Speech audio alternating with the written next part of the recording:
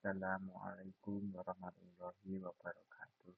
Sebelumnya, perkenalkan nama saya Bahdar Abdurrahman dari kelas PGMIC.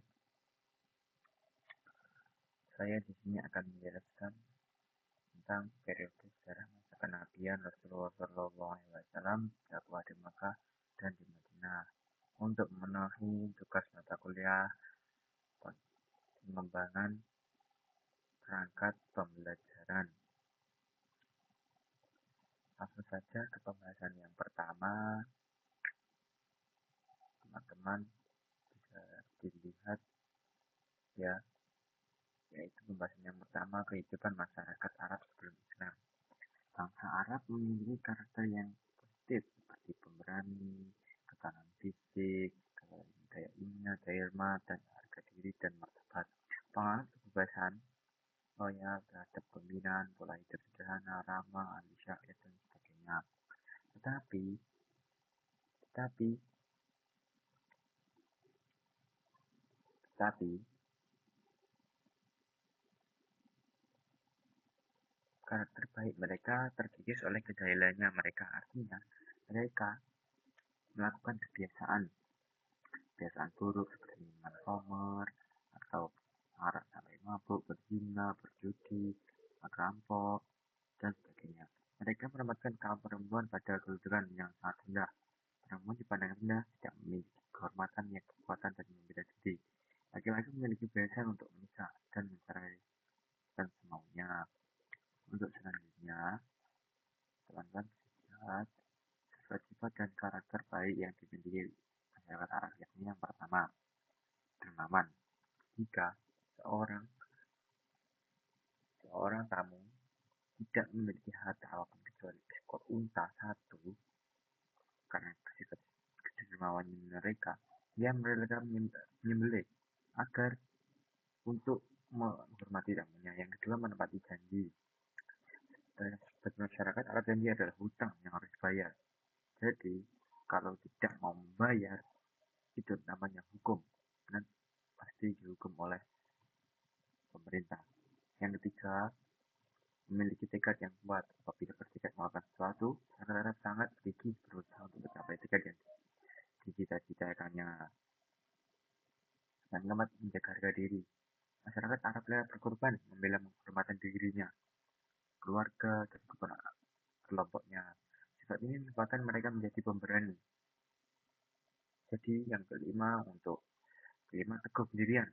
Diketahui bahwa masyarakat Arab sangat teguh pada pendiriannya dan tidak dipengaruhi oleh orang lain. Yang keenam, dapat dipercaya. Pada umumnya, bangsa Arab jujur dan suka berkata benar. Untuk langsung saja ke pembahasan selanjutnya, kepercayaan masyarakat Arab sebelum Islam. Jadi sebelum ada kepercayaan masyarakat Arab mengenal agama Islam, masyarakat Arab banyak yang menyembah berhala,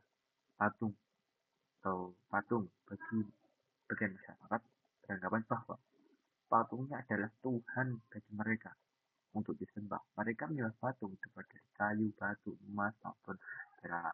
Ya, itu tergantung dari kekayaan mereka masing-masing atau yang dimilikinya. Jika orang kaya memiliki patung emas dan jika orang miskin patungnya kayu. Jadi kepercayaan itu berasal dari nenek moyang mereka secara turun-menurun. Patung atau berhala yang mereka sembah itu anggap Tuhan, mereka letakkan di beberapa pinggir ka'bah. Di setiap tahun mengadakan perlombaan membuat patung untuk ditempatkan pada dinding ka'bah. Jadi selanjutnya ke pembahasan selanjutnya, ada kehidupan dan keberadaan Nabi Muhammad SAW. Nabi Muhammad SAW merupakan seorang yang sopan, santun, dan bertutur kata. Beliau jujur dan tidak pernah berdusta, serta luhur budi pekertinya. Beliau tidak pernah membeda-bedakan atau memandang seorang dari status sosial, warna kulit, suku, bangsa, atau golongan. Beliau selalu berbuat baik kepada siapa saja, bahkan kepada orang jahat atau orang yang tidak baik kepadanya. Nabi Muhammad SAW mempunyai perilaku dan akhlak yang sangat mulia. Umat Islam meyakini semua perbuatan dan perkataan ketahuan Nabi Muhammad SAW adalah jalan hidup yang selalu memberikan penerangan bagi kaum muslim, baik di dunia maupun di akhirat. Dengan Nabi Muhammad SAW didesain sebagai sosok manusia paripurna, sebagai contoh bagi pengikut dalam berbagai aktivitas kehidupan. Karena perkataan, perbuatan, dan ketetapan beliau diyakini umat muslim. Untuk selanjutnya ada hal-hal yang dapat kita pelajari dari kepribadian Nabi Muhammad SAW. Yang pertama ada santun dalam berbicara dalam perkataan Nabi Muhammad. Jadi Nabi Muhammad SAW mengedepankan kefasihan dan keindahan, tidak membicarakan spontan namun penuh dengan persiapan. Nabi Muhammad SAW terkenal sebagai orang yang paling fasih bahasanya, dari ucapannya, dan terhadap penjelasannya. Yang kedua, ada santun terhadap perbuatan Nabi Muhammad SAW. Lalu mengajarkan kita bersikap santun terhadap sesama, saling menghormati dan mengasihi. Beliau mengajarkan kepada kita untuk memperbanyak sedekah, membantu terhadap orang untuk mendapatkan sedekah, membantu terhadap orang yang sedang mengalami kesulitan, serta peduli terhadap pendidikan anak yatim dan para janda yang lemah dan orang-orang miskin.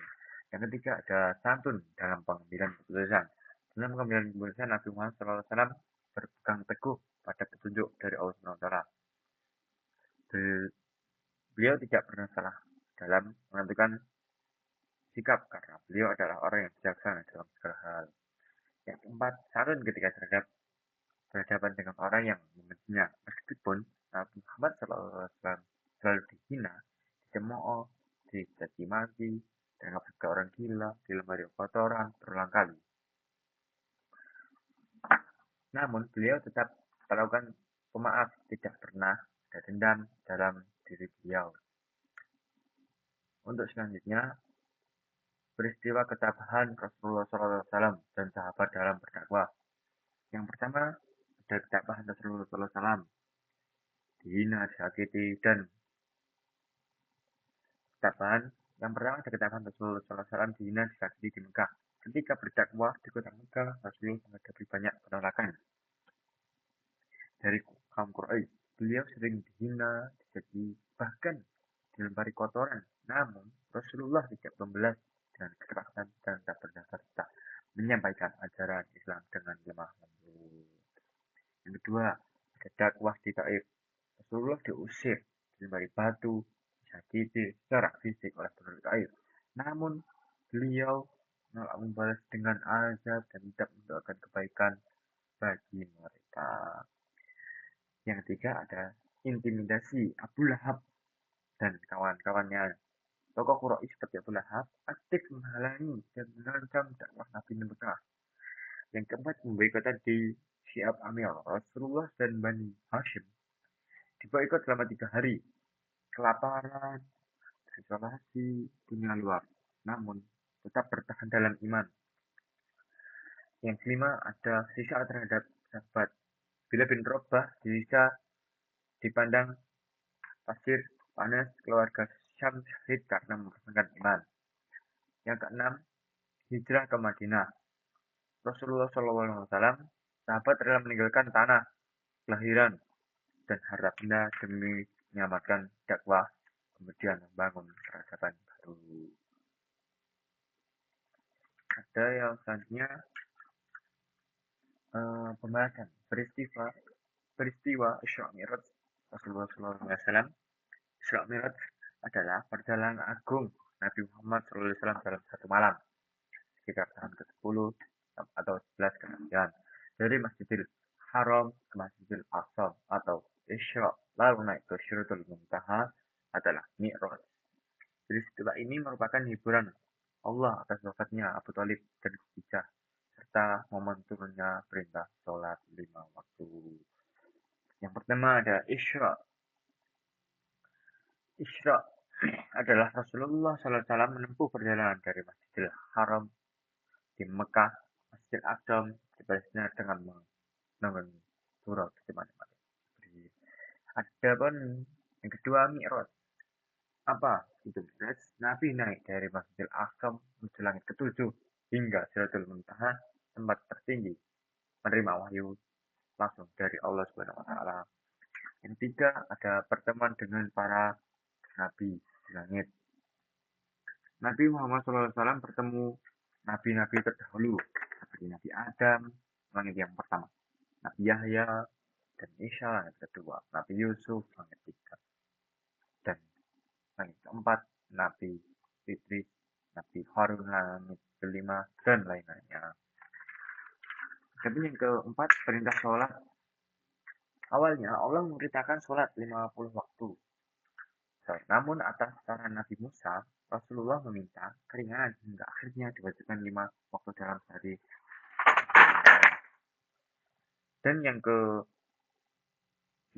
penghentian hati sebelum perjalanan. Ada Rasulullah SAW dipel oleh malaikat Jibril untuk disucikan hatinya dengan air Zam-Zam di Hijrah Ismail. Yang keenam, tahun kesedihan. Amal Hus. Peristiwa ini terjadi saat Nabi sedang mengalami kesedihan mendalam dan penolakan keras dari kaum Quraisy. Sehingga Isra Mi'raj menjadi penguat hati beliau. Sekian, terima kasih. Kurang lebihnya mohon maaf dari saya. Assalamualaikum warahmatullahi wabarakatuh.